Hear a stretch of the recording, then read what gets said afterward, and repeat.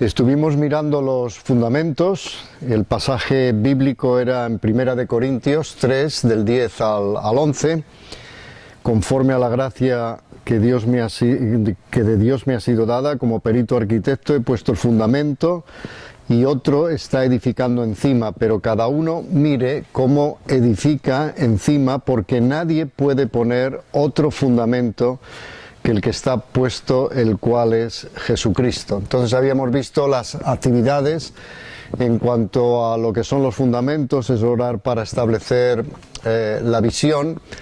La visión, dijimos que si tuviéramos que definir visión, sería un cuadro muy claro en mi mente o en nuestra mente de lo que Dios quiere hacer en una ciudad concreta, en mi familia, en mi país, en el mundo entero, y eso nos llena de gozo y energía al saber qué es lo que Dios quiere hacer.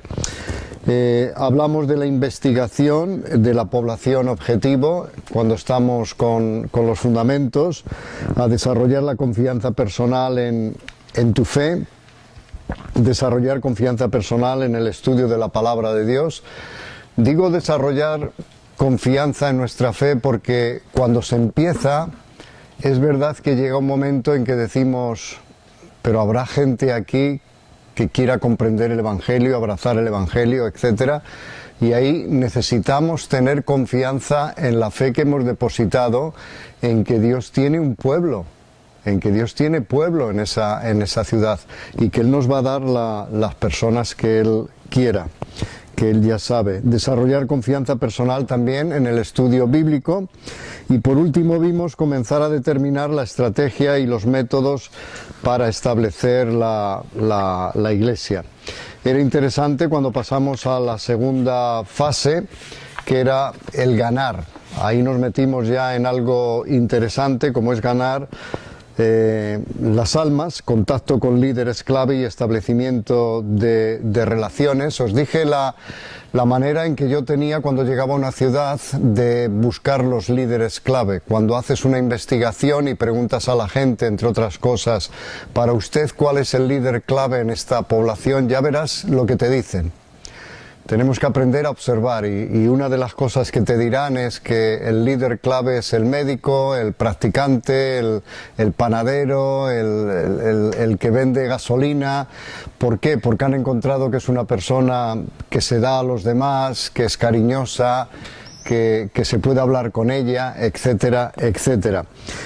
Y ya entramos en la fase, como lo hemos llamado, de ganar, es decir, aquí estamos ya ganando a los perdidos. Hay que iniciar células de estudio bíblico, evangelístico, y también presentar ministerio modelo para los convertidos. Es decir, si yo no soy un modelo para los convertidos, llega un momento en que todo lo que yo hago a lo mejor no encaja como debería de encajar. Y ya nos metemos en discipular a los nuevos convertidos en obediencia a Cristo. Pues bien, hoy ya, o vamos a seguir, mejor dicho, con la tercera fase, que es establecer. Esta es una fase muy importante. Vamos a ver lo que nos dice Hebreos, si alguien lo encuentra enseguida, Hebreos 10 y versículos 24 al 25. No dejemos de congregarnos, como acostumbran hacerlo algunos, sino animémonos unos a otros, y con mayor razón ahora que vemos que aquel día se acerca. Muy bien. Entonces aquí es donde ya empleamos actividades y objetivo. El objetivo principal en esta fase, que es establecer, sería reunir a los convertidos y a todos los participantes para celebrar lo que llamaríamos cultos de adoración. Ya hemos estado trabajando, posiblemente, hombre, la evangelización la vivimos como un estilo de vida, luego pasamos a continuación de resultados, que es el seguimiento, que es básico e inmediato, puede ser 6, 8 semanas, etcétera, pero ya estamos ganando gente y ya estamos, digamos que, discipulando a la gente nueva que está viniendo a conocer al Señor.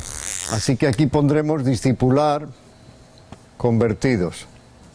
Esta fase es muy bonita, puesto que la gente, yo no sé en otros países cómo serán, pero por ejemplo en España, por el trasfondo que tienen, la verdad es que no saben mucho ni de la Biblia, porque ha sido un libro prohibido en España durante muchísimos años, entonces la desconocen, pueden conocer algún pasaje que han oído, pero la desconocen totalmente. Es donde les enseñamos todo aquello que sabemos, todo aquello que les va a incitar a crecer.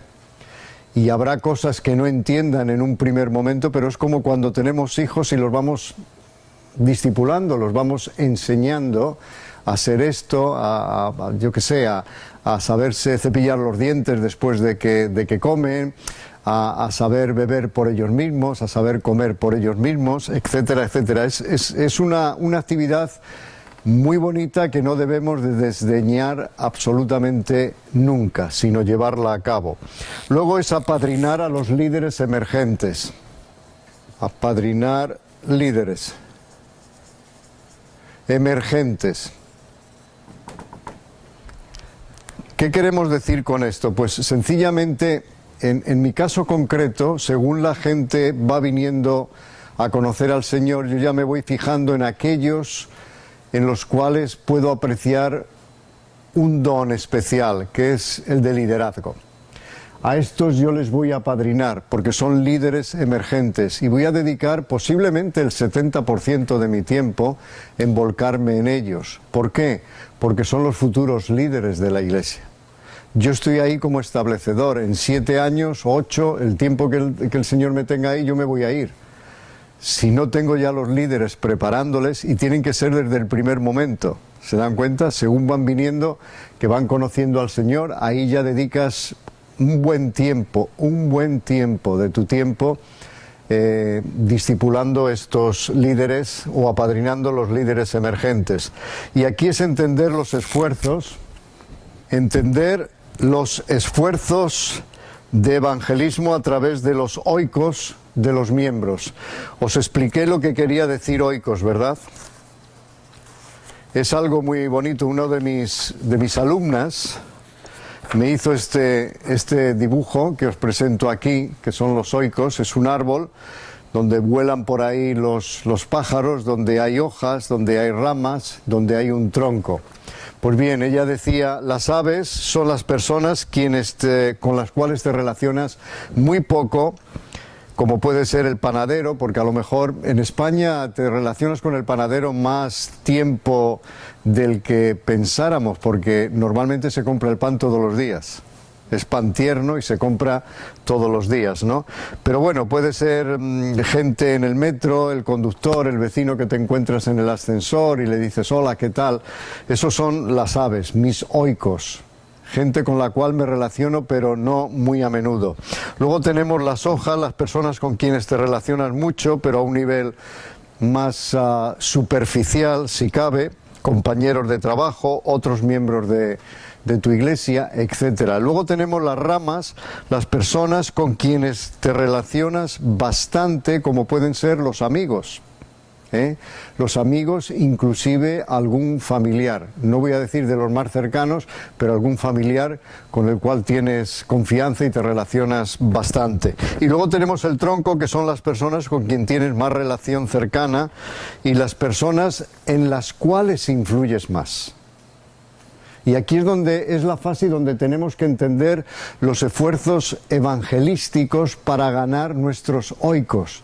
Porque muchas veces pensamos, vamos a salir a un parque, pero si tenemos nuestros oikos, personas con las que nos relacionamos a diario, ¿para qué salir a un parque?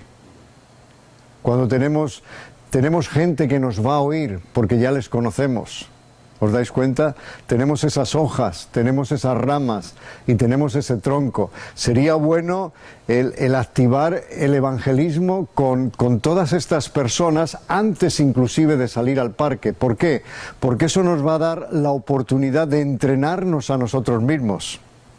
No es lo mismo ir a la calle y parar a una persona, bueno, la puedes parar, en evangelismo es lo que se hace, perdóneme, quisiera saber su opinión, esto lo hablábamos el otro día, quisiera saber su opinión sobre algo que está cambiando, yo qué sé, a muchísima gente en este mundo. Bueno, pedir la opinión de alguien, eso le para, es decir, lo tienes ahí en el sitio. ¿Por qué? Porque nadie le pide la opinión en nada. Entonces está interesado en saber que tú le estás pidiendo la opinión. En segundo lugar, para decirle de algo que está cambiando la vida de millones de personas. Pues ya tiene un interés. Ahora, salir a la calle en frío, hacer algo así, conlleva el que tú estés de alguna manera mucho más metido en evangelismo. No es lo mismo evangelizar tus oikos, gente con la cual conectas prácticamente a diario, que salir a la calle y tratar de evangelizar a una persona que es totalmente nueva para ti. Tienes que atraer su atención primeramente con una serie de preguntas que le haga estar ahí en el sitio. Si estás en un banco, en un parque bonito, pues sencillamente sentarte a su lado y entablar una conversación. Bueno, hay gente que se levanta y se va y te deja ahí de una pieza. Pero hay otras personas que te van a escuchar. Pero si vamos a nuestros oikos, casi tenemos al 100% garantizado que nos van a oír. 100% garantizado. ¿Por qué? Porque ya los conocemos. Y es mucho más fácil. Y es más, te van a invitar a una taza de café. Lo cual es buenísimo. Luego multiplicar las células, porque en esta fase ya podemos ir multiplicando las células. A veces al principio podemos tener hasta 3 o 4 células. Siempre que queráis hacerme una pregunta la podéis hacer. Sí. Antes de pasar a la siguiente, porque la experiencia, ¿qué pasa cuando la familia no te escuchan? Porque es como dice la palabra, nadie es profeta en su tierra. A veces creo que eso es mucho más fuerte. Creo en mi caso que la gente de afuera en la calle me escucha más de lo que me escucha mi propia familia. Entonces, sí. No sé. Sí, bueno, lo que estás diciendo está interesante. Digamos que, fíjate bien, ese es un árbol, aunque no lo parezca, es un árbol, ¿vale? Estamos hablando de los pájaros, estamos hablando de las hojas, estamos hablando de las ramas y estamos hablando del tronco. El tronco sería la familia. Si la familia hay un rechazo, conmigo mi propia familia lo tuvo, ese rechazo. Ahora, eso no evita o no me frena para no seguir con mis oikos. Tenemos muchísima gente alrededor que podemos, ¿me entiendes? Y entonces eso damos lugar a la familia para que vaya entendiéndonos, porque el cambio que se ha operado en nuestras vidas, los primeros en no entenderlo es nuestras propias familias. Mi familia no entendía el cambio que se había operado en mí. Y por lo tanto resultaba hasta difícil el testificarles, porque ellos decían, pero ¿quién te ha hecho ese lavado de cerebro? ¿Cómo han podido llegar hasta ti? ¿Qué te han metido ahí? Ya no eres el mismo. Bueno, en una cosa apreciaban, y es que yo ya no era el mismo. Por lo menos apreciaban algo. ¿Te das cuenta? Pero si se nos frena la familia, es decir, el tronco, hombre, vamos a los otros oikos que tenemos, porque seguro que no nos van a oír. La familia se puede negar a oírnos. De la misma manera que puedes tener un buen amigo que te dice, mira, no, a mí no me digas eso porque yo ya tengo mi religión, tal. Pero es uno, estamos hablando de uno. Pero hombre, yo creo que todos tenemos oikos, tenemos gente con la cual nos relacionamos, y porque uno nos vuelva la espalda, no todos lo van a hacer. Ahora, también podemos salir a la calle. El caso es no estar parados. Pero esto es una escuela. Los oikos, yo diría que es nuestra escuela, donde nos vamos a entrenar bien y donde vamos a estar a gusto. Sí. Además, Dios va a poner otras personas para los familiares cercanos. Claro. Y ellos van a ver el cambio de uno, el testimonio de uno es más importante. Exacto. Exacto, eso se va a dar siempre, ¿no? Entonces, aquí es donde tratamos de multiplicar las células. Ya hemos empezado, por ejemplo, cuando yo comienzo en una casa, pues a lo mejor puedo tener 3 células. No todos entramos en la misma casa. y además las personas que de alguna manera vienen a conocer al Señor viven no todas en el mismo barrio. Entonces podemos empezar distintas células de estudio bíblico. Aquí las células es estudio bíblico para que entiendan, echen raíces. Están muy tiernos y cualquier cosita les puede desviar. Por eso es importante aquí las llamadas de teléfono, el contacto prácticamente permanente. Aquí, por ejemplo, mi esposa tiene una función muy buena en el sentido de poder estar, porque al menos en España los primeros que te vienen a conocer al Señor son mujeres, ¿eh? Luego vienen los hombres. Pero yo me he encontrado saliendo de una casa seguido de 8 mujeres. No sé lo que se imaginaba la gente cuando me veía venir fuera con 8 mujeres que me seguían. Era mi esposa, mis 2 hijas, más las que se habían de alguna manera convertido. Pero ellas ya van orando por los esposos, o por los padres, por las madres, por los hijos, y vemos cómo el Señor va pues contestando las oraciones de ellos, y para ellos es algo verdaderamente extraordinario. Entonces las células son importantes, porque solo tengamos a lo mejor 3 casas y queramos juntar a la gente para que estén juntas y tal y cual, no es posible muchas veces, porque mucha de la gente que viene a conocer al Señor al principio son matrimonios jóvenes. Y a lo mejor tienen 2, 3 niños. Tú sabes lo que es meter a lo mejor 6 niños en un piso, en un apartamento. Pues puede ser alborotador, ¿no? Entonces, si es verano, a lo mejor mi esposa los baja al parque para jugar, etcétera, etcétera. Pero si hace frío, tienen que estar ahí. A lo mejor se mete en una de las habitaciones y tal, pero hay ruido. Son niños, punto. Y quieren jugar y hacen ruido, y no puedes estar todo el rato que están hablando, qué tal, no, porque forman parte de la familia, y eso es bonito. Así que es bueno multiplicar las células, y así damos también paso a que personas que ya llevan a lo mejor 6 meses con nosotros, porque daros cuenta que la evangelización como un estilo de vida, eso lo estamos haciendo continuamente, pero cuando llegamos a la continuación de resultados, que es el seguimiento, es un básico inmediato de 6 a 8 semanas, ya estamos discipulando a gente. Luego viene el crecimiento, que son más de 3 meses. Todo esto es un proyecto y se va desarrollando poco a poco.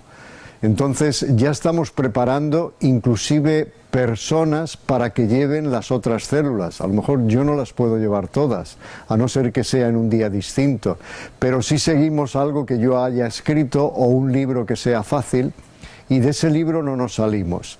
Y es muy interesante porque algunos de los que yo doy la responsabilidad, porque daros cuenta que estamos apadrinando líderes, o sea, todo esto es un conjunto, te vienen: oye, en mi célula había 2 personas nuevas y me han hecho esta pregunta.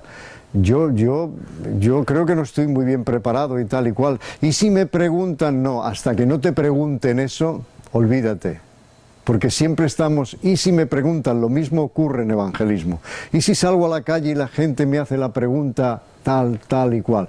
¿Por qué, entre otras cosas, Dios permite que niños mueran, etcétera? Bueno, cuando te pregunten eso, vienes y yo te doy una respuesta para ellos. Pero entre tanto no. ¿Por qué? Porque estaríamos toda la vida anotando qué tipo de preguntas nos va a hacer la gente y no saldríamos a testificar, hasta que no tuviéramos la solución o la respuesta para todas las preguntas que nosotros imaginamos que las personas nos van a hacer. Y luego comenzar, como he dicho antes, comenzar a celebrar regularmente servicios de adoración. A veces va a ser en una casa.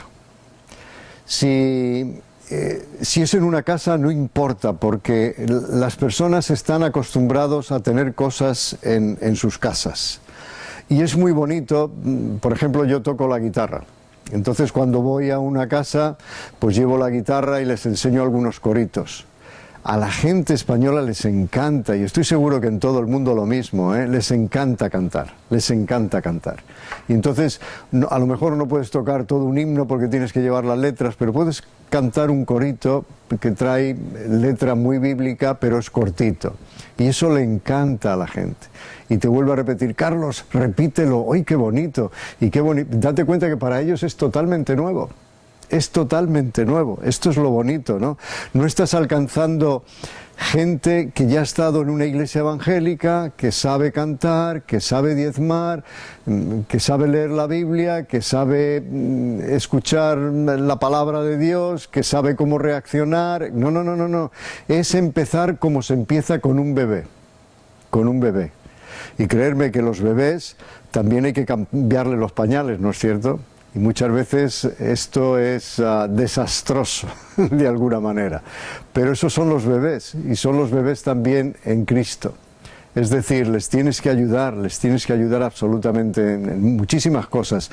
En algunas ellos van a meter inclusive lo que llamamos en España la pata, es decir, van a cometer errores, pero no por eso vienen a ser peores que otros. Vas a ayudarles a seguir adelante y demás. Así que el objetivo principal en esto es reunir a los convertidos y a todos los participantes para celebrar servicios de adoración. Y aunque pueda tomar un año o más para llegar a esta fase, porque daros cuenta que primero son los fundamentos y luego el ganar. Ya posiblemente ha pasado un año desde que hemos empezado, ya ha pasado un año. Aunque pueda pasar o llegar a pasar este tiempo para llegar a esta fase, muchos líderes de la Iglesia la consideran como el momento en que la Iglesia nace oficialmente. Nace oficialmente. Establecer el grupo como una iglesia local tiene, yo diría que una peculiar dinámica, siempre dinámica. Y en esta fase las células deben estar creciendo y multiplicándose. Y pueden estar reuniéndose para la celebración de cultos, como ya acabamos de decir, de adoración, incluso comenzando un servicio público regular, aunque sea en una casa. En muchos lugares no permiten un culto en una casa. Tenemos que tener cuidado, a lo mejor de no cantar fuerte, pero ¿en cuántos hogares no se celebra un cumpleaños y se canta y se alborota? Hombre, tiene que ser a una hora prudente que no moleste. Pero en el momento que lo celebramos en una casa, muchos vecinos van a estar pendientes porque no son casas individuales, son apartamentos. La gran mayoría, donde nos reunimos. Entonces hay que tener cuidado y la mayoría de los vecinos dice, pues fíjate, esta gente todos los domingos sobre las 10 de la mañana, sobre las 12 de la mañana, sobre las 4 de la tarde, es decir, a la hora que decidamos que es la mejor hora, esta gente se reúne y canta todos los domingos a la misma hora. Deben de tener muchos cumpleaños, muchos niños, no sabe lo que está pasando en este sentido. Pero tenemos que tener cuidado de no alborotar a la gente en esta fase. Si se considera conveniente, se puede alquilar un local y para ello yo creo que debemos de tener cuidado de no hacerlo demasiado pronto. Yo conozco misioneros que han alquilado un local antes de tiempo y luego lo han tenido que cerrar. Hay que consolidar bien los resultados. Por eso digo que cuando estamos en esta fase, posiblemente ya ha pasado un año o algo más de un año, Ahora, los establecedores de iglesias deben tener varias células, reuniéndose de unas 30 a 40 personas, al menos esta es mi experiencia, antes de alquilar un local. De hecho, en España, cuando quieres alquilar un local, hay que ir a través de una serie de papeleos con la administración tremendo. Y cuando alquilas un local, lo primero que tienes que tener es 25 personas. Creo que ya han subido a 35. 25 a 35 personas que tienen que dar su número de carnet de identidad, etcétera, etcétera, como que son personas físicas. Fíjate, para que la administración considere que eso es una iglesia. Así que la propia administración nos ata bastante antes de nosotros alquilar un local. Porque vuelvo a repetir, hay personas que alquilan un local o lo compran, pero luego lo tienen que cerrar porque no tienen las personas. Esto es una desdicha y desgraciadamente ocurre con muchísima frecuencia. El enfoque hacia el discipulado se mantiene durante toda la vida de la Iglesia, pero durante esta etapa concretamente, que es de establecer, el establecedor de iglesias enfatiza muy especialmente el discipulado en la vida de los nuevos convertidos, estableciendo así lo que llamaríamos y espero que lo entendáis, un patrón para el discipulado en el futuro. Estamos dando un ejemplo de cómo hacerlo. Y daros cuenta, al menos los centros que yo establezco con la ayuda de Dios, estos se convierten en centros de adiestramiento, donde salen más obreros y más obreros y más obreros. Entonces somos al mismo tiempo un ejemplo. Un problema frecuente en esta etapa es no comprender adecuadamente a los nuevos convertidos. Lo decía antes, pues hay muchos que cometen muchos errores, hay muchos que a lo mejor se enfadan porque no se les ha atendido debidamente, pero es igual que una criatura. Dios nos da hijos y ellos entre ellos se enfadan porque no tienen toda la atención que deberían de tener por parte de los padres, y el otro se enfada porque le han quitado un juguete, y el otro por esto y el otro por lo otro. Pues es una fase muy bonita en la que estamos discipulando, en la que estamos enseñando. Inclusive yo he tenido gente que se ha enfadado porque no estaba usando su casa.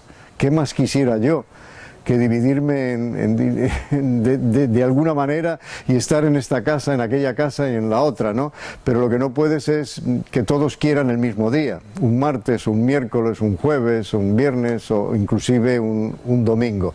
Algunos establecedores de iglesia esperan que los nuevos convertidos tengan exactamente las mismas necesidades que todos los demás, o no están preparados para conducirlos paso a paso en su crecimiento espiritual. Y otros pueden ser muy severos, obligando a cumplir con reglas y prácticas a veces legalistas, con las cuales tenemos que tener mucho cuidado,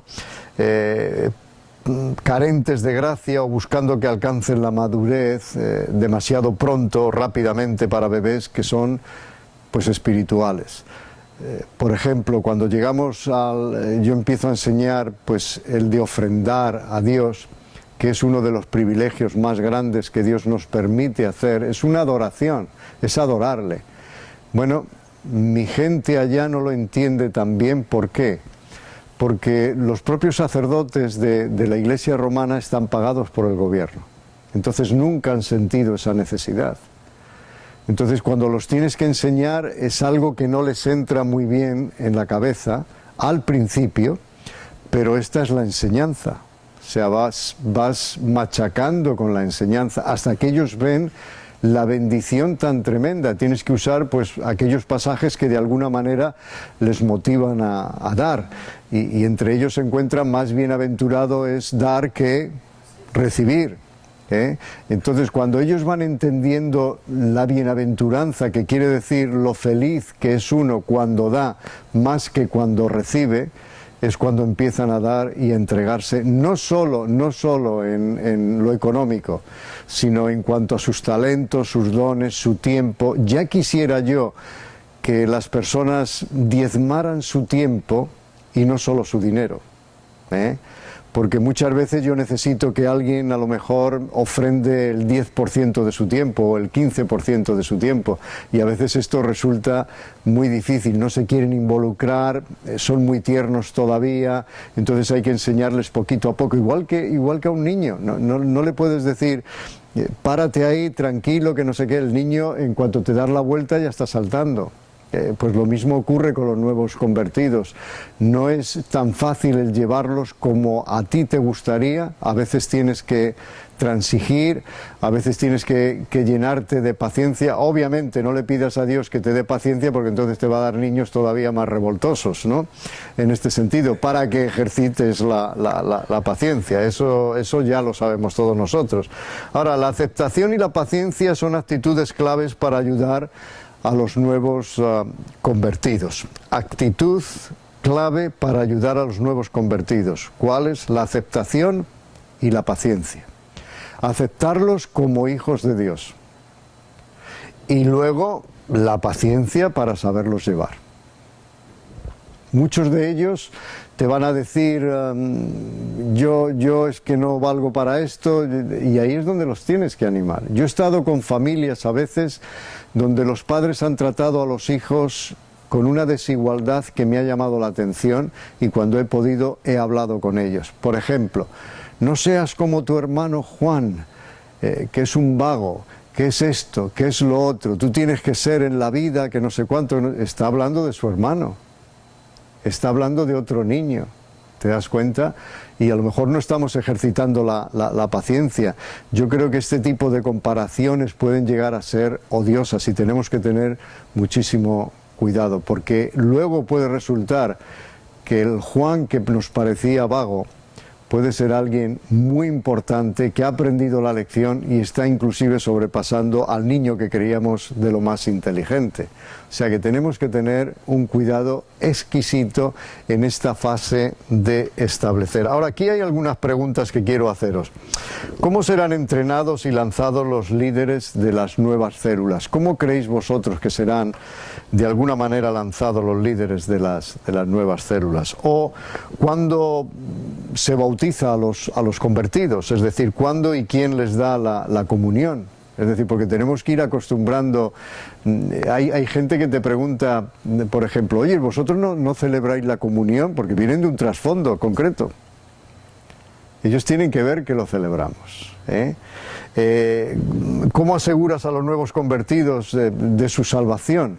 Porque la primera duda que les va a entrar es que todo fue puro emocionalismo y que van a creer, por el trasfondo que tienen, que necesitan a lo mejor comulgar para recibir a Cristo cada vez que pecan. ¿Os dais cuenta? Esto no es nada bíblico, es decir, recibimos la salvación y punto, la hemos recibido. Puede ser que seamos traviesos, puede ser que seamos así, puede ser inclusive que nos alejemos, al igual que lo hizo el hijo pródigo, pero seguimos teniendo un Padre. Entonces, ¿cómo enseñarles todas estas cosas? ¿Cómo afirmarles en la fe? Es una tarea verdaderamente inmensa, inmensa. Y por eso necesitaríamos, a mí me gustaría haber contado siempre con un grupo de establecedores. Desafortunadamente no hemos tenido esto en nuestro ministerio, ni mi esposa ni yo, y nos hemos encontrado solos en este sentido, pero lo suyo sería crear un grupo de establecedores, de modo que las responsabilidades puedan dividirse. Entonces ganaríamos mucho más tiempo y podríamos hacer muchísimas más cosas. Obviamente, cuando solo somos una pareja, pues las cosas van a otro ritmo y las cosas, se hacen lentamente, no tan rápido como quisiéramos. ¿Cómo establecerás la vida del cuerpo? Es otra de las preguntas. Es decir, ¿cómo se asimilan en ella a los nuevos creyentes? Ya son miembros de un cuerpo, pero ¿cómo los asimilamos? ¿Qué les decimos? Lo único que pretendo cuando os pregunto esto es bombardear vuestras mentes con una serie de preguntas para que el día de mañana vosotros también lo hagáis, o sencillamente, si ya estáis experimentándolo, pues que sepáis cómo contestarlas, ¿no? ¿Dónde nos reuniremos? ¿Cómo invitaremos a las personas? ¿Qué formas utilizaremos para conseguir lo que nos hemos propuesto? ¿Qué estilo de adoración vamos a usar? Bueno, no nos hemos metido en funciones y formas, que nos meteremos posiblemente mañana sábado, pero mucha gente olvida la función y yo creo que echa el ancla sobre las formas. Y aquí tenemos un problema grande en este aspecto, ¿no? Entonces, ¿qué estilo de adoración usaremos? Tenemos que saber qué niños nos ha dado Dios, qué hijos nos está dando Dios a la iglesia. Esto es importante. ¿Alguna pregunta en esto? Muy bien, pues vamos a seguir. Ya pasamos a lo que es el entrenamiento. Vamos a leer un pasaje en 2 de Timoteo 2:2. ¿Que alguien lo lea? 2 de Timoteo 2:2. 2:2. Y lo que has oído de mí en la presencia de muchos testigos, eso encarga a hombres fieles que sean idóneos para enseñar también a otros. Ya entramos en la fase de entrenamiento. Y fíjense lo que dice aquí el apóstol Pablo a Timoteo, ¿eh? Lo que oístes de parte mía, mediante muchos testigos, no cualquiera, sino muchos testigos, esto encarga a hombres fieles que sean idóneos, y creo que entendemos lo que la palabra idóneo quiere decir, una persona que sea capaz de enseñar a otros. aquí cuando entramos en la fase de entrenamiento es cuando yo digo que ya tenemos que estar buscando, o ya durante ese año hemos estado recabando en quién posiblemente tenga el don de liderazgo. Yo soy de los que opinan que en nuestras iglesias tenemos cantidad de gente haciendo cosas para las cuales Dios no les ha dotado, se queman ellos y queman la iglesia. Fíjense bien, ¿eh? Se queman ellos y queman la iglesia. Porque todos quieren hacer aquello para lo cual Dios no les ha dotado. Claro, el entusiasmo le puedes llevar a decir, yo quiero predicar el domingo, yo quiero hacer esto el domingo, yo quiero hacer lo otro. Bueno, vamos a entrenarlos. Y vamos a ver si reúnen, por lo menos que encuentren cuál es su don, cuáles son los talentos que Dios nos ha dado para funcionar en el cuerpo. Así que aquí hay varias actividades que tenemos que hacer. Aquí tenemos que empezar a trazar lo que llamamos el perfil del líder necesario en cada área de ministerio. No pongamos ahí a alguien que creemos no lo puede hacer, como dándole una oportunidad, a ver, que lo haga él. No, esto no se daría ni siquiera en ninguna empresa humana. ¿Qué es lo primero que nos piden en una empresa humana? Un currículum. A ver cuáles son las cosas que somos capaces de hacer, etcétera, para qué hemos estudiado, etcétera, etcétera, ¿no? Bueno, pues en la vida cristiana tenemos que estudiar qué dones nos ha dado Dios, qué talentos están en nosotros para realizar este tipo de actividades. Así que trazar un perfil para los líderes necesarios en cada área de ministerio es importante. No podemos decir a cualquiera, este que se ocupe de la escuela dominical. Y a lo mejor en su vida ha cuidado niños, no sabe lo que es un niño. No saben cómo tratar a un niño. Y te sale de la escuela dominical y lo primero que te dice es, a mí no me pongan más con niños, que yo salgo derrotado. ¿Te das cuenta? Pero viene la buena intención de tú ocúpate de esto, tú ocúpate de lo otro, tú ocúpate de lo de más allá. Es igual que cuando ponemos, por ejemplo, a los líderes, ya cuando establecemos la iglesia, ya tenemos un local y demás, a mí me gusta dar oportunidades a lo que yo mencionaba antes como los líderes emergentes. Y entonces yo les decía, el primer domingo de mes es vuestro para predicar. Y era muy interesante, porque ellos estaban temblando, pero tenían un mes para prepararse. Obviamente yo los había adiestrado, ¿cómo? Con unas lecciones de homilética, cómo trazar bien la palabra de Dios, y ellos tienen la oportunidad de enviarme con un mes de antelación un bosquejo para decirme, Carlos, ¿qué pongo aquí? ¿Qué conviene que quite aquí? ¿Qué añado? ¿Tienes alguna anécdota que yo pueda dar? Es decir, son personas totalmente, yo diría, no maduras del todo todavía, pero con un deseo tremendo de querer hacer algo para el Señor. Pues bien, yo los ponía ahí. Cada domingo uno. Si enseñaba 3 homilética, cada primer domingo de mes, uno de ellos predicaba. Predicaba estupendo. El lunes me sentaba con ellos para repasar el mensaje. Y yo les decía, mira, tienes que clavar los codos más y estudiar más. Tienes que hacer esto, tienes que hacer lo otro, tienes que hacer lo de más allá. Claro, vas a tener una queja posiblemente de la iglesia, en que la iglesia te diga, tú eres el pastor, a mí no me pongas uno de estos más. ¿Te das cuenta? Pero claro, la iglesia tiene que entender que esto es un centro de adiestramiento. Y lo que estamos haciendo es adiestrando obreros para salir. Posiblemente alguno quede en la iglesia, pero otros van a ser pastores o ancianos en otras iglesias. ¿Os dais cuenta? Tenemos que darles la oportunidad. Si no les damos esa oportunidad, ¿qué va a ocurrir? ¿Qué hacemos con nuestra gente? Así que esta fase es importante de trazar un perfil para los líderes necesarios en cada área de ministerio. En segundo lugar, identifica qué dones espirituales. Identificar dones. La gente no sabe cuáles son sus dones. Es más, me pregunto, ¿lo sabemos todos nosotros en esta tarde?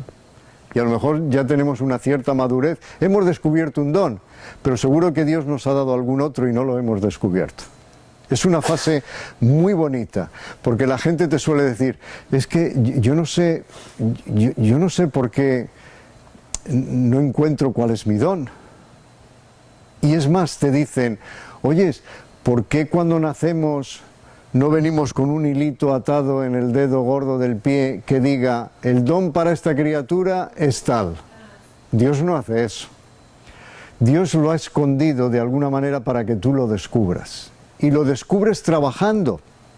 Por eso en la iglesia tenemos que dar oportunidades. Porque si no es difícil que la gente descubra cuáles son sus dones o sus talentos. Por ejemplo, yo os decía que yo toco la guitarra. Yo voy cuando empezamos en un hogar, yo llevo mi guitarra, sería imposible llevar un piano, pero una guitarra sí. Y entonces enseñas. En el momento que hay uno que toca la guitarra, yo lo dejo. Y delego. ¿Te das cuenta? Y pronto a lo mejor en la iglesia podemos tener 3, 4 personas que tocan la guitarra o cualquier otro instrumento. Es decir, aprendemos a delegar. Y a mí me gustaría, yo le digo a aquellos que adiestro para predicar, que la meta es que prediquen todavía mejor que yo, y eso es fácil hacerlo. Les estimulas con ello. Ahora, si yo dedico, por ejemplo, y eso lo saben ellos, y por eso yo insisto en todo esto, si yo dedico todavía, después de los años que tengo, unas 15 horas en cada sermón que preparo, es porque yo quiero que mi gente esté bien preparada. Y yo quiero que las personas que llegan un domingo a la iglesia, que posiblemente no vengan hasta el próximo domingo, por lo menos se lleven una buena comida con ellos. No algo que está mal sazonado, que hemos preparado, yo qué sé, deprisa y corriendo. ¿Os dais cuenta? Hay que clavar los codos. Clavar los codos en español quiere decir estudiar, ahí, bien, estudiar y orar, etcétera, etcétera. Así que identifica los dones espirituales que posee cada uno de los miembros. Yo creo, ¿sí? Una pregunta, ¿qué dones tiene la iglesia que más necesita? Todos los dones. ¿Y cuáles son? Por ejemplo, nombrar algunos. Bueno, tenemos, por ejemplo, yo creo que 5 dones que Dios ha dado a la iglesia, que se encuentran en Efesios, es el de apóstol, profeta, evangelista, pastor y maestro. Son 5 dones que necesitamos en la iglesia, pero luego hay una serie de dones, que no vamos a pasar ahora por ellos porque nos desviaríamos, que tenemos en Romanos y en otros pasajes de la Escritura. Y lo bueno es descubrir, por ejemplo, a lo mejor tú tienes el don de la hospitalidad. ¿Cómo descubres tú que tienes el don de la hospitalidad? Hospedando a lo mejor un día a alguien, abriendo la puerta de tu casa y diciendo, pasa y tal, y hay gente que dirá, ay, a mí es que me encanta estar en la casa de esta hermana porque todo se abre. Ahora, yo he estado en alguna casa en que me he ido a sentar. ¡Ay, por favor, no se siente en ese sillón que es el sillón del gato! Voy a tomar algo. ¡Ay, no, por favor, no tome eso, que no sé qué! ¿Tú te crees que hay un don de hospitalidad en esa casa que te están diciendo, no, ya no sabes qué hacer? Te quedas ahí firme hasta que te digan a ver dónde te puedes sentar, qué puedes hacer, etcétera, etcétera. No, el don de la hospitalidad tiene que ser muy evidente, al igual que otros dones, ¿eh? El don de la liberalidad. Hay gente que da con una liberalidad impresionante, porque Dios les ha dado ese don. No todo el mundo tiene ese don, todos tenemos el privilegio de hacerlo, pero hay gente que tiene el don. De la misma manera que todos tenemos el don para evangelizar, pero algunos tienen el don de evangelista, en este sentido. Entonces es descubrir dones y talentos que Dios nos ha dado, sí. ¿Leo el pasaje? Sí, por supuesto. Romanos 12, versículo 6. Tenemos dones diferentes según la gracia que se nos ha dado. Si el don de alguien es el de profecía, que lo use en proporción con su fe. Si es el de prestar un servicio, servir, que lo preste. Si es el de enseñar, que enseñe. Que es el de animar a otros, que los anime.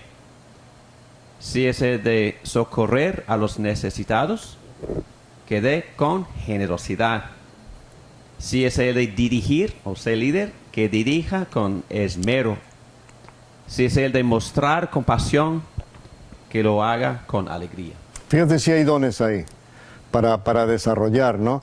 Por ejemplo, alguien que puede dirigir un culto. Hay gente que tiene un don muy especial y que lleva a la gente al clímax de la adoración, de la alabanza hacia Dios y demás. Pero hay otra gente, pues a lo mejor que no tiene el don, o bien está aprendiendo, o simplemente delegamos porque no encontramos a nadie y no le adiestramos, y entonces puede resultar algo penoso. Es como aquel padre que ya después de terminar el culto iba con la familia y los hijos y se iba quejando del culto, porque esto, porque no sé cuánto, porque lo que pasa, porque no sé qué, la música ha resultado así, la predicación no merecía la pena, y el niño pequeño le dice: papá, para lo que hemos pagado, ¿qué esperas?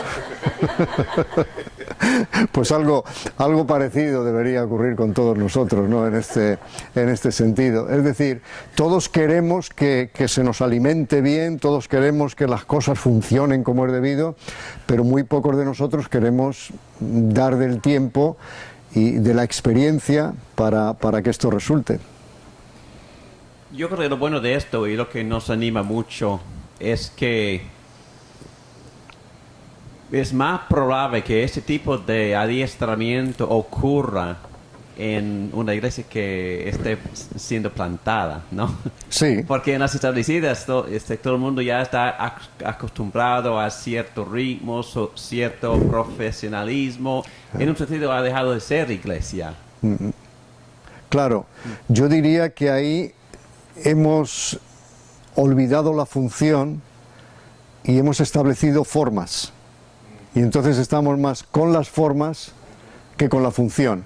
Y llegan a ser las formas más importantes que la función. Bueno, esto puede ocurrir y tenemos que tener muchísimo cuidado para que esto no ocurra, porque es como echar un jarro de agua fría sobre aquellos que Dios nos está dando para adiestrar y para lanzar. Y creerme, cuando Él dice: orad al Señor de la mies que envíe obreros a la mies, porque la mies es mucha, ¿qué hacemos con los obreros? ¿Los queremos todos en la iglesia que no hagan nada? ¿O qué queremos con ellos? Yo creo que debe ser un centro de entrenamiento donde salgan obreros, pero en cantidad, ¿no? en este aspecto. Entonces, durante las 3 primeras etapas de la nueva iglesia, el obrero o misionero a menudo asume el grueso de las responsabilidades de la iglesia, de la misma manera que lo hacen los padres en una familia con niños pequeños. Tienes que asumir una serie de responsabilidades. Y así como los niños necesitan asumir más responsabilidades, a medida que van creciendo, no les puedes dar a un niño una responsabilidad si no ha crecido lo suficiente. Le vas dando responsabilidades que ellos entienden, ¿entiendes? No puedes darle responsabilidades que ellos no entienden o que ni siquiera pueden asumir, ¿no?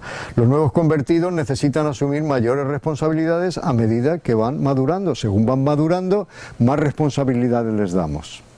Si no maduran, pues habrá que echar el freno y no darle tanta responsabilidad, ¿no? Y en esta fase los establecedores de la iglesia ceden su responsabilidad, por ejemplo, en el evangelismo, el discipulado y los nuevos papeles de liderazgo. Esto es muy importante, porque ¿cuántas iglesias no tienen el concepto erróneo de que es el pastor quien tiene, o el anciano que tiene que evangelizar? El que tiene que hacer todo. El que abra la puerta por la mañana, cierre la puerta, recoja la ofrenda, haga esto, haga la visitación, haga todo, absolutamente todo. Eso es un concepto erróneo.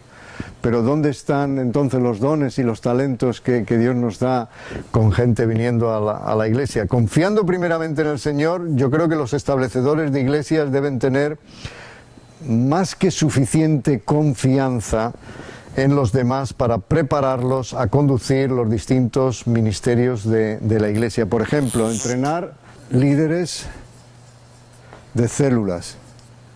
En esta fase estamos entrenando líderes que pueden ser de células. Claro, el líder te va a decir, ¿y yo qué hago en una célula? Pues le estás entrenando, le estás adiestrando para ello. Si puedes seguir un libro o algo que tú hayas escrito que sea fácil, pues estupendo. Por ejemplo, en algunas iglesias ya establecidas y demás, la predicación del pastor es lo que se trata en las células durante la semana, en las distintas células que puede haber en distintos lugares.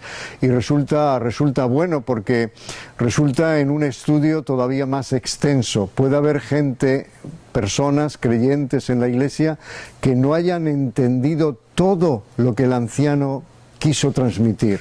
Entonces en las células es muy revelador, porque ahí se debaten ideas, etcétera, etcétera, y la gente va creciendo, para eso está, ¿no? Entonces puedes designar algunos de los una vez que has identificado los dones, una vez que has trazado el perfil del líder, entrena líderes para esa célula, y le estás diciendo, pues lleva tú adelante esta célula. Bien puede ser comentando o estudiando el mensaje del pastor del domingo, o sencillamente si estás siguiendo un libro sobre crecimiento, pues que lo estés llevando bien, y que tú de alguna manera te sientes una semana antes con el líder de célula para saber cómo va a llevar el programa, para que en todas las células que tengamos todo el mundo esté haciendo lo mismo. Porque hay una cosa que el líder de células tiene que aprender, es que el enemigo no quiere en absoluto que tú enseñes. En cualquier ministerio que tú tengas de liderazgo, el enemigo no quiere que tú enseñes, que tú hagas nada. Y entonces va a interrumpir esa célula. A veces con gente que solo hace que preguntar cosas. ¿Y si esto? ¿Y si ocurre no sé qué? ¿Y si ocurre no sé cuánto? Hombre, no podemos estar todo el tiempo diciendo, ¿y si ocurre esto? ¿Y si ocurre...? Me recuerda a aquel joven que buscaba un trabajo, el pobre hombre, y le dieron un trabajo en las vías del tren, donde tenía que cambiar, lo llaman aquí agujas también, las agujas para que el tren, cuando pase, pues sea desviado hacia allá y demás. Y le dice el supervisor, le estaba adiestrando, dice, suponte que un día encuentras que vas a mover la aguja y no puedes. ¿Qué harías? Dice, irme enseguida al teléfono, llamarte a ti, mi supervisor, para decir qué hago en un momento así, porque vienen dos trenes, uno por aquí y otro por aquí. Yo tengo que cambiar la aguja para que no choque. Y dice, sí, pero suponte que el teléfono no funciona. El joven dice, pues cruzaría la carretera porque hay ahí una cafetería que tiene teléfono. Sí, pero suponte que llegas a esa cafetería y el teléfono tampoco funciona. Y dice, llamaría a mi tío Antonio. Y dice, ¿para qué vas a llamar a tu tío Antonio? Dice, porque él nunca ha visto un choque de trenes como este. Claro, no podemos estar todo el tiempo, ¿y si ocurre? ¿Y si no ocurre? ¿Y si pasa? ¿Y si no pasa? ¿Entendéis lo que quiero decir? Entonces tenemos que ser muy buenos en cuanto a esto. Yo creo que confiando primeramente en el Señor, los establecedores de iglesias deben tener suficiente confianza en los demás para prepararlos a conducir los distintos ministerios de la iglesia. Obviamente con supervisión. Obviamente con supervisión. Nunca dejes a los líderes que estás entrenando sin supervisión. Ellos te agradecerán que les supervises. Que supervises lo que están haciendo. Y alentándoles, esto está muy bien, ten cuidado en esto porque te puede suceder esto otro. Es decir, guiándoles en todo momento en ello. Ahora, si el establecedor de iglesia no dedica tiempo para delegar responsabilidades, entrenar y lanzar inclusive a otros al ministerio, la iglesia no crecerá más allá de la capacidad que ésta tenga para pastorear y ministrar a los demás. Y a veces nos quejamos, ¿por qué nuestra iglesia no crece? Porque no estamos usando los medios que Dios nos ha dado. No los estamos usando.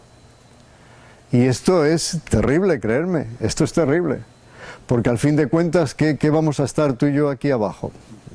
Los años que nos queden. Vamos, yo hablo por mí mismo, a mí me falta, allí en España diríamos un telediario, un noticiero. Pero algunos de vosotros mirando os faltan menos todavía, así que tranquilos, ¿eh? O sea que tenemos que tener cuidado. Así que debemos esforzarnos más allá de nuestros límites, Y los nuevos cristianos no podrán encontrar un hogar en la nueva iglesia si tratamos de hacerlo todos nosotros mismos, porque se verán como que no están capacitados para hacer lo que les gustaría hacer, y además los líderes no les están ayudando para encontrar eso. Así que asigna y lanza los líderes al ministerio. Qué bueno es esto. Yo le doy gracias a Dios por todos los líderes que me ha dado a lo largo de los años y cómo los he podido lanzar al ministerio. Miren, yo después de establecer 7 iglesias en la Comunidad de Madrid, y 7 iglesias que lleva su tiempo de adiestramiento, porque nunca dejo la iglesia hasta que no alcanzo al menos 140 personas que pueden sostener el ministerio, su propio pastor, su propio anciano, etcétera, etcétera. Pero hasta que yo no pongo el anciano, hasta que no pongo los responsables, yo no me voy a otro sitio y empiezo desde cero nuevamente. Pero es que aparte de estas 7 iglesias, yo he estado buscando por el don de liderazgo en otros. Y es lo que yo llamo mis Timoteos. Ninguno de ellos trabajan conmigo en la iglesia, en la última iglesia, pero porque están en distintas partes de España. Y lo que ha ocurrido es que los he adiestrado de tal modo que ellos tienen el don también para establecer iglesias. Y a través de ellos otras 16 iglesias se han levantado. Es decir, que a través de ellos yo estoy haciendo una mayor labor que realizándola por mí mismo, con mi esposa. ¿Os dais cuenta? O sea, cuando tú trabajas a través de otros, la labor crece. Lo mismo ocurre en un núcleo, en la iglesia. Cuando tú trabajas a través del liderazgo que Dios te va dando, asigna y lanza esos líderes a que trabajes, y están deseando trabajar. Están deseando probar lo que Dios ha hecho en ellos. Están deseando esforzarse.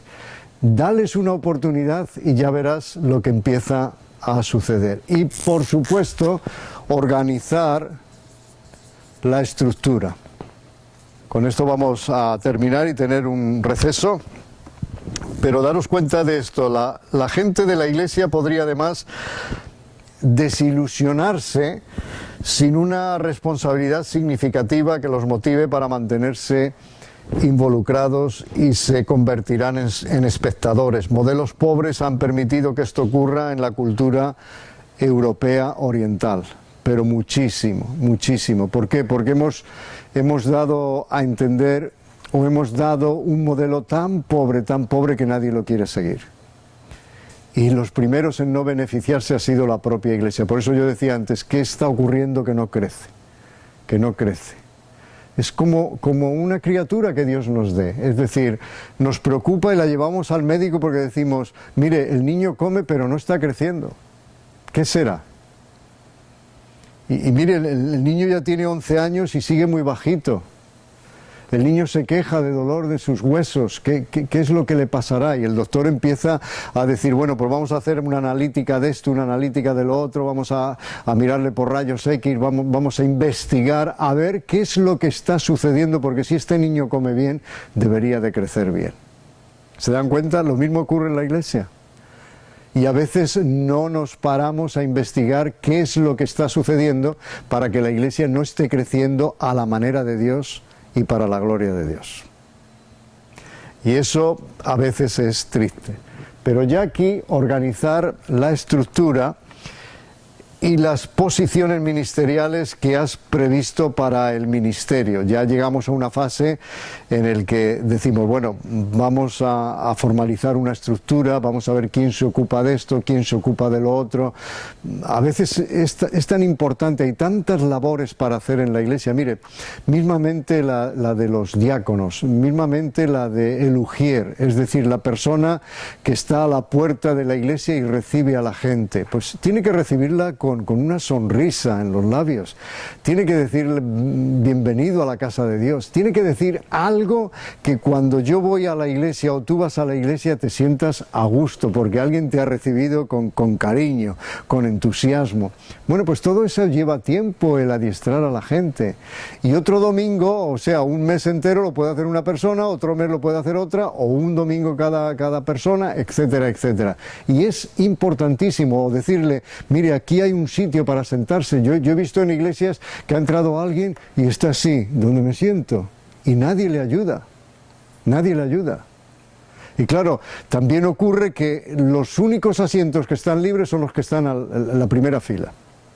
¿Usted cree que uno nuevo va a ir a la primera fila? No.